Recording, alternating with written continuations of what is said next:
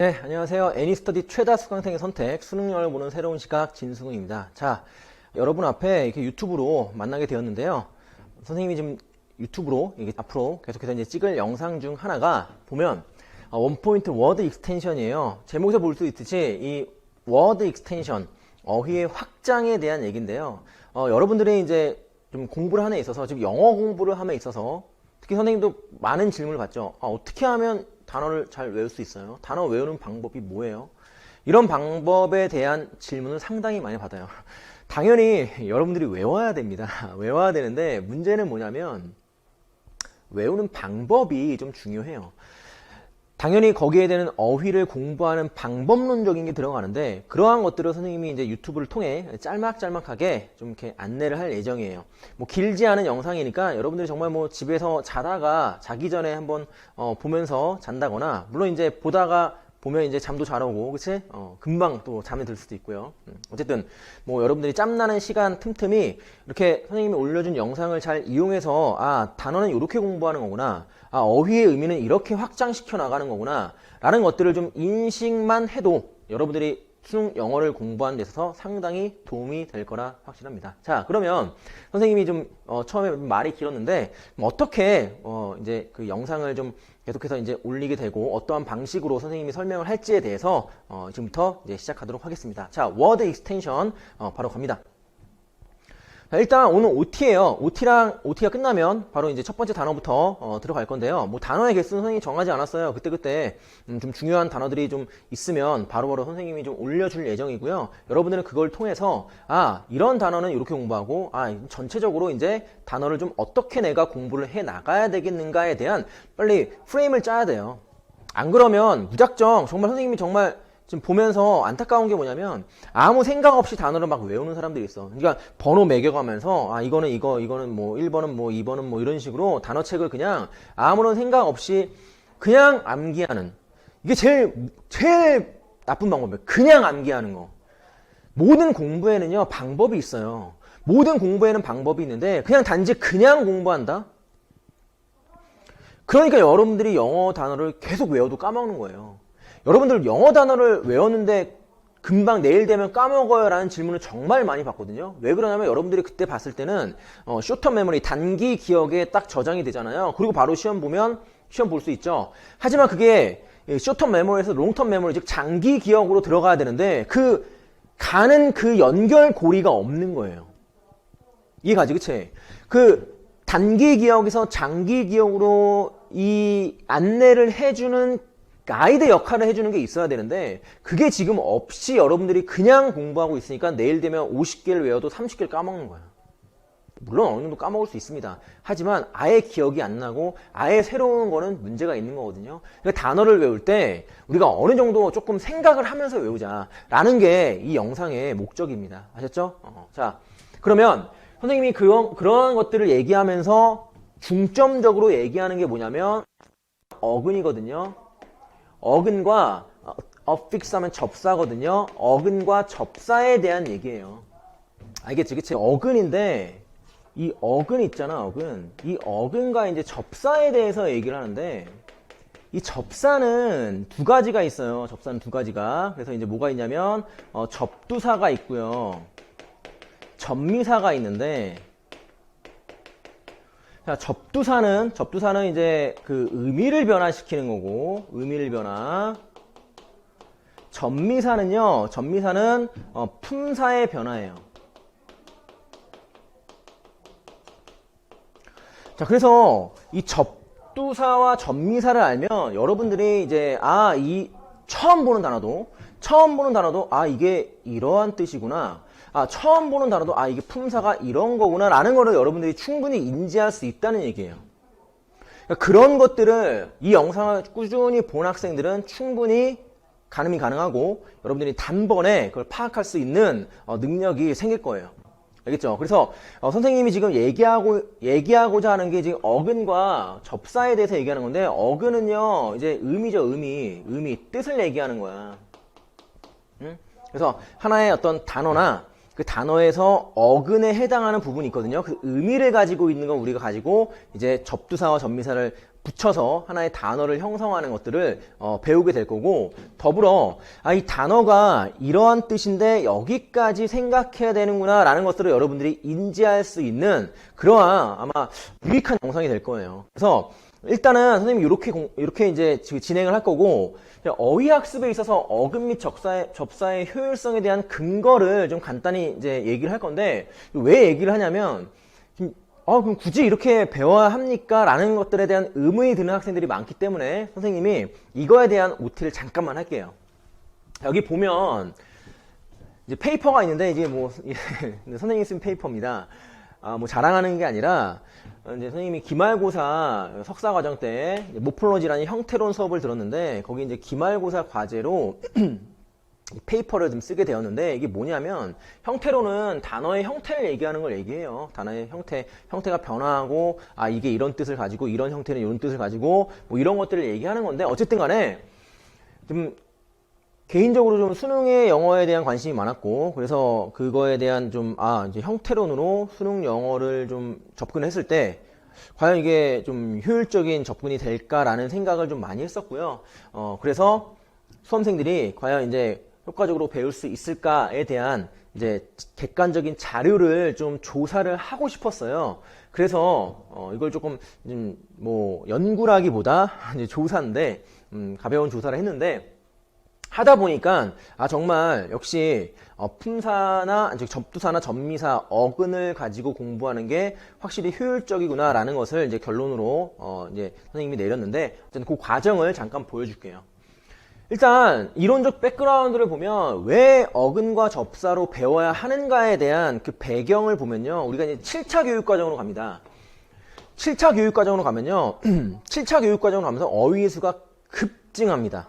그래서 여러분들이 이제 2000년도 초반이나 90년도 말 수능을 보면 어휘의 개수가 상당히 적고요, 문단의 길이도 짧고, 그래서 정말 시시한 영어일 수 있거든요. 지금 보면 물론 근데 그 당시에는 좀 수능이 처음 나왔으니까 되게 어려울 수 있지만, 하지만 7차 교육과정으로 바뀌면서 단어의 수가 급증합니다. 그래서 영어만 공부하는 게 아니잖아요. 그렇기 때문에 단어에 대한 부담감이 상당했을 거예요. 그러다 보니까 이제 어휘를 외우는 방법론에 대한 게 이제 막 쏟아져 나오기 시작합니다. 그 중에 하나가 가장 이제 많이 사용하는 방법이긴 하죠. 어원을 이용해서 암기하면 훨씬 더 효과적이고 풍부하게 어휘를 이해할 수 있다라는 방법론이 대두가 되기 시작합니다.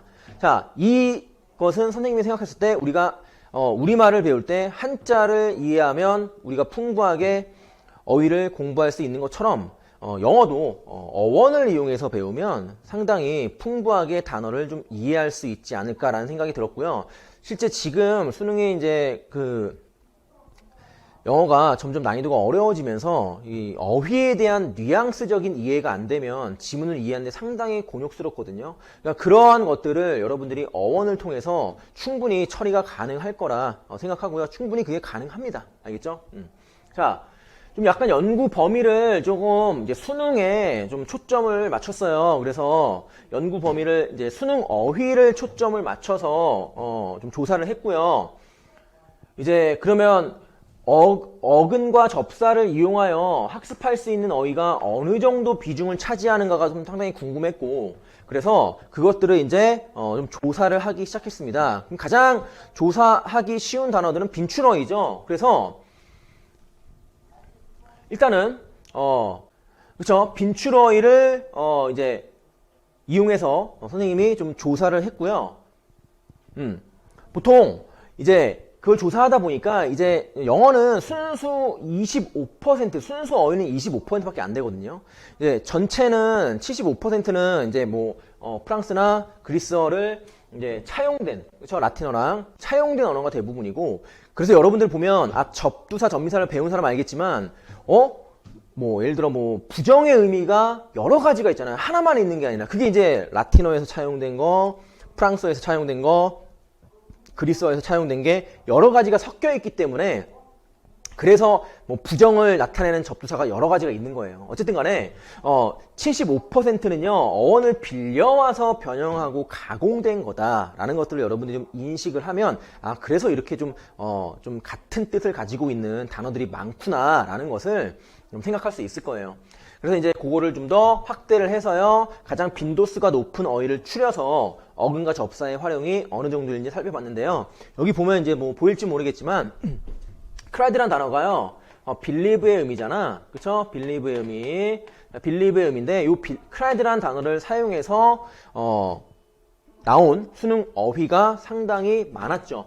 cried라는 단어 알았다면 이런 단어들은 여러분들이 쉽게 접근할 수 있는 거예요. 예를 들어 뭐 incredible 하면 이거는 솔직히 말하면 incredible을 그냥 무작정 암기하는 사람이랑 cred가 believe의 의미가 있고 evil은 can의 의미가 있고 이는 not의 의미가 있으니까 정말 믿을 수 없을 정도로 라고 우리가 이해를 하면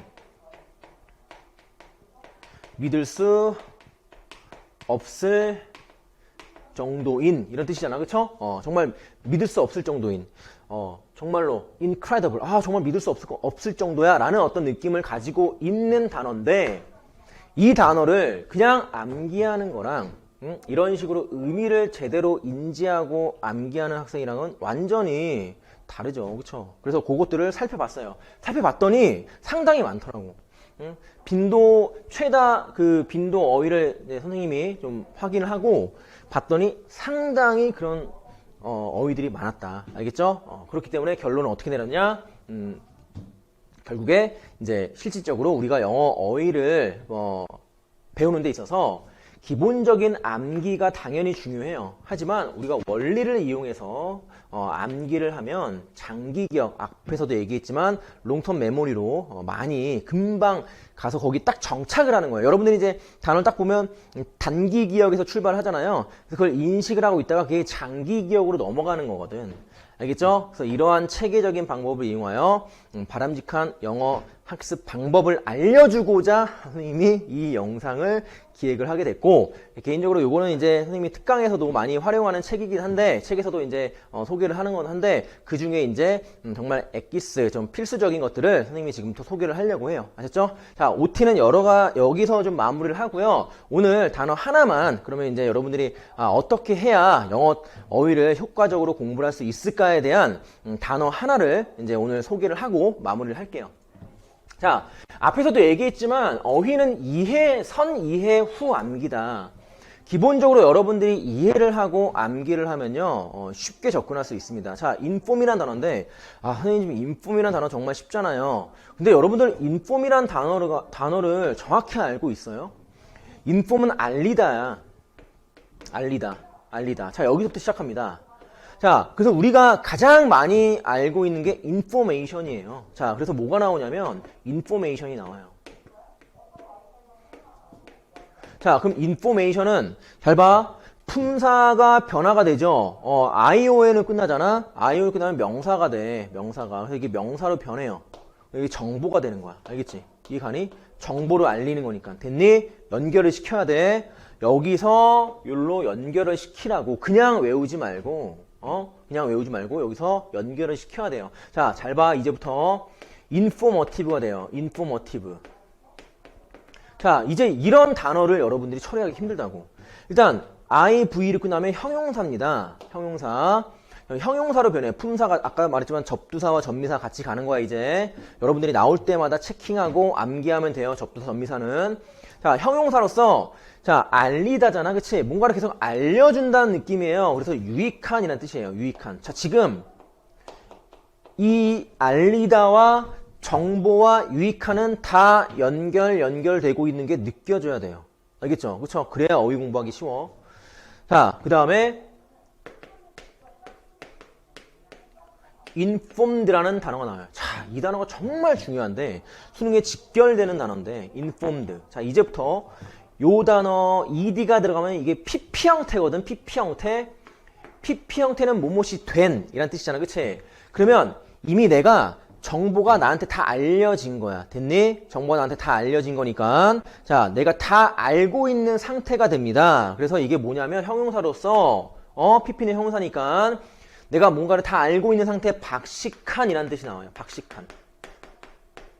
알겠니? 자, 박식한. 그러니까 정보를 다 알고 있어. 그치? 그 정보에 입각한. 이렇게. 아까 초반에 선생님 OT 할 때 얘기했지? 이 단어가 여기까지 확장이 돼야 돼? 라는 게 돼야 돼요. 알겠니? 그러니까 박식한에서 이게 정보에 입각한이네. 그치? 그래서 이게 어떠한 용어로 많이 쓰이냐면 informed 수능에 어떻게 나오냐면 informed decision이라고 나와요. 알겠니? 자, 이게 뭐야? 정보에 입각한 결정이야. 그냥 막 하는 결정이 아니라 내가 충분한 정보를 얻고 하는 결정을 informed decision이라고 해요. 이게 수능 지문에 엄청나게 등장한다. 자, 근데 우리가 이 informed를요, 그냥 따로 박식한 정보에 입각한 이렇게 외우는 학생이랑 inform에서 여기까지 쭉 과정을 알고 있는 학생이랑은 이 informed decision을 받아들이는데 상당한 차이가 있지. 그리고 저 informative 같은 것도 그냥 바로 받아들일 수 있는 반면에 지금 informative가 왜 유익한이지? 라는 의문을 가지는 학생들도 상당히 많았을 거다. 물론 이제 그걸 생각 안 하고 외우는 학생들이 더 많겠지만, 하지만 인폼에서 이렇게 파생되는 어휘를 우리가 안다면 충분히 이런 단어들을 여러분들의 롱텀 메모리, 장기 기억에 딱 안착시킬 수 있는 거예요. 아셨죠? 자, 그래서 오늘 OT와 인폼에 대해서 얘기했는데, 자, 명심하세요. 어휘는 뭐다? 이해에서 암기다. 즉, 선이해, 후암기다. 알겠죠? 자, 그러면 다음 강에서 또 선생님이 이어가도록 하겠습니다. 수고했어요.